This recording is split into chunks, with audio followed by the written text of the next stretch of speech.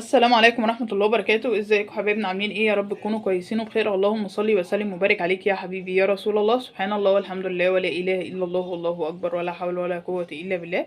ما تنسوش تشتركوا في القناة وتفعلوا الجرس عشان يوصلكوا كل جديد، وتعملوا لي لايك وتسيبوا لي كومنت. النهارده هنقدم لكم طريقة كفتة مرز بالفراخ. معايا ربع فرخية، ربع صدر فرخة. تمام، ده مغسول ومتصفي، حطيته في التلاجة اللي هو يتشمع شوية.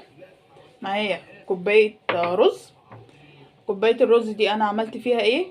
غسلتها، وبعد ما غسلتها نشفتها، وبعد كده ضربتها بالمطحنة طلع بدقيق الرز. تمام. معايا 7 بهارات، معايا فلفل اسود، معايا كمون، معايا كربوناتو، ومعايا ملح. معايا حزمة على بعض شبت وبقدونس وكزبرة حزمة واحدة. معايا حبة نعناع ناشف، معلقة توم مهروس، ومعايا بصلاية. يلا بينا نبدأ. تمام كده. معايا بقى هنا الكبة بتاعتي، هنزل بالبصلاية،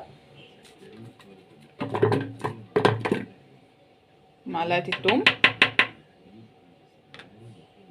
هضرب بقى البصلاية ومعلقة التوم لوحديهم، وبعد كده ارجع لكم تاني. كده ضربت البصل والثوم مع بعض. هحط الخضرة والنعناع. طبعا لو مش حابين ان انتوا تحطوا النعناع مش مشكلة. تمام كده. هنزل بالخضرة وهخلي النعناع شوية. تمام. طبعا اسفة بقى على الازعاج.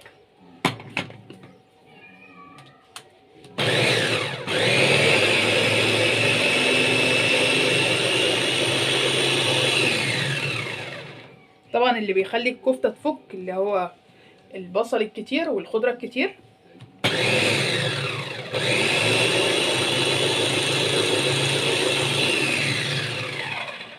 زي ما حضراتكم كده شايفين اهي. تمام.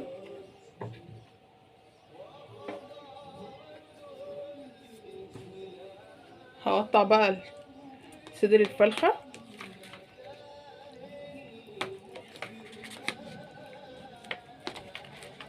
تمام.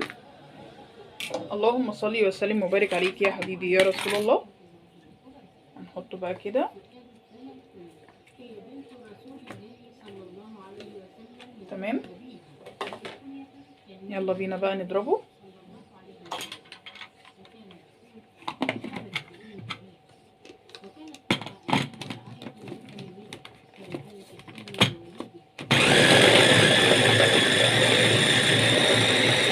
لازم يكون ناعم خالص.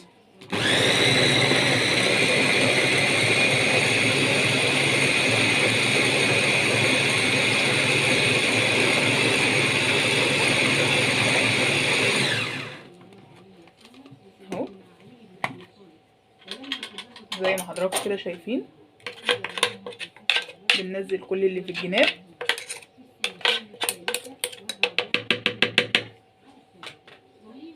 هحط الملح والفلفل والكمون والبهارات. تمام. والنعناع. النعناع بيديها ريحة حلوة جدا. تمام كده. طبعا انا ماشية معاكم خطوة بخطوة.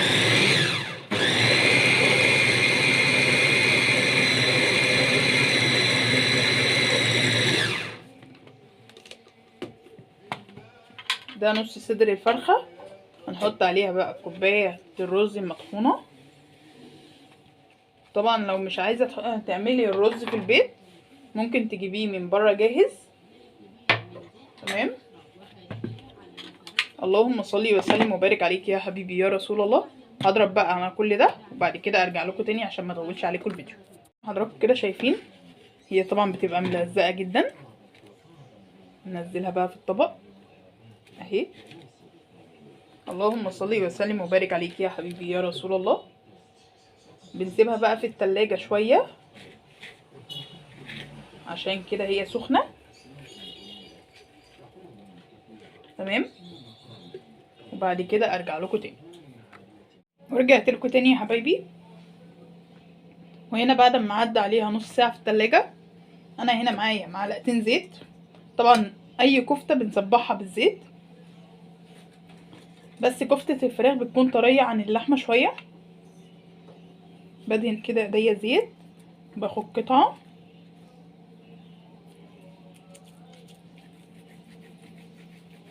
اللهم صل وسلم وبارك عليك يا حبيبي يا رسول الله. سبحان الله والحمد لله ولا اله الا الله والله اكبر ولا حول ولا قوة الا بالله.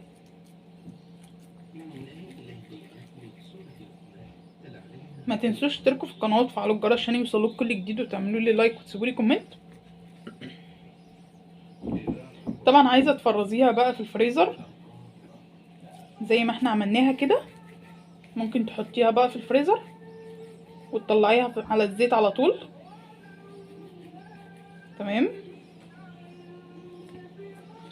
اللهم صل وسلم وبارك عليك يا حبيبي يا رسول الله. سبحان الله والحمد لله ولا اله الا الله والله اكبر ولا حول ولا قوه الا بالله.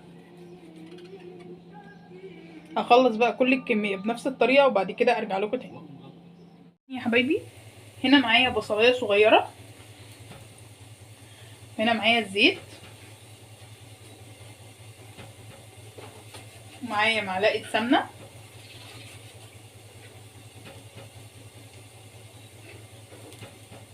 اهي.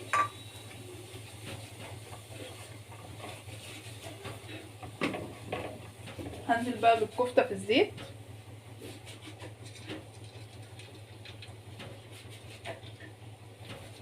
اللهم صل وسلم وبارك عليك يا حبيبي يا رسول الله. سبحان الله والحمد لله ولا اله الا الله والله اكبر ولا حول ولا قوه الا بالله. طبعا البصلايه دي مش احنا هنحط عليها حبه صلصه، وهنعمل جنبيها فيها بطاطسايه متقطعه مكعبات. تمام. اللهم صل وسلم وبارك عليك يا حبيبي يا رسول الله.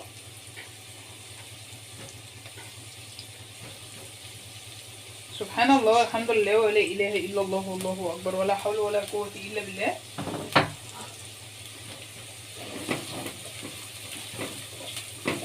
هشوح بس البصلايه.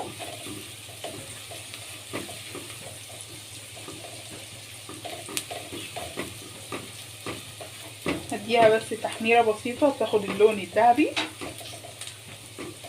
اللي هو الاصفر البسيط. بعد كده ننزل عليها نص معلقه من الثوم. تمام. اللهم صل وسلم وبارك عليك يا حبيبي يا رسول الله. تاني يا حبيبي، هنا معايا معلقه سمن، حبه شعريه. هبدا بقى اللي انا احمر الشعريه.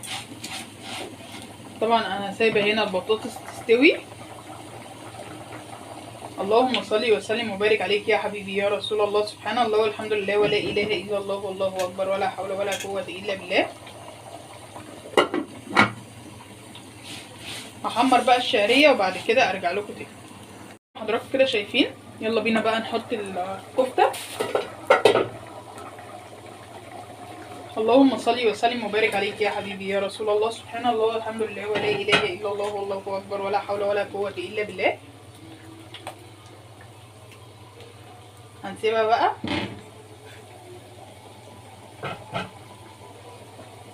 رجعت لكم تاني يا حبايبي. وهنا الشعريه بتاعتنا اتحمرت اهي. هنزل بقى عليها بالرز.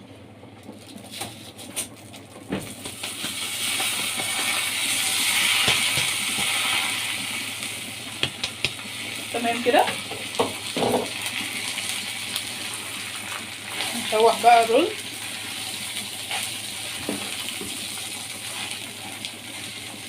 طبعا انا حطيت مع السمنه اللي احنا بنحمر بيها الشعريه، حطيت عليها معلقه زيت عشان يدي الرز اللمعه.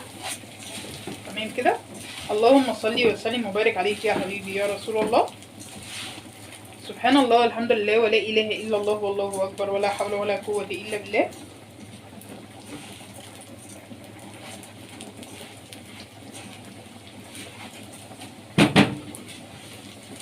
زي ما حضراتكم كده شايفين. طبعا الكفته نفشت. بقلل التاني. احط بقى عليها ميه عاديه من الحنفيه على الرز. اللهم صل وسلم وبارك عليك يا حبيبي يا رسول الله.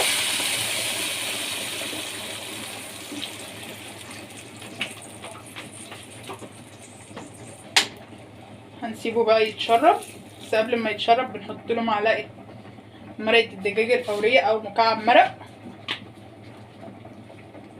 حبه ملح صغيرين. تمام كده. لو احتاج ملح تاني انا بحط له، لكن انا الاول ببدا بمكعب المرق او معلقه مرقه الدجاج الفوريه، وبعد كده لو احتاج ملح بحط له. تمام كده. هسيبه بقى يتشرب وبعد كده اوطي النار عليه، وبعد كده اروح لكم في الشكل النهائي.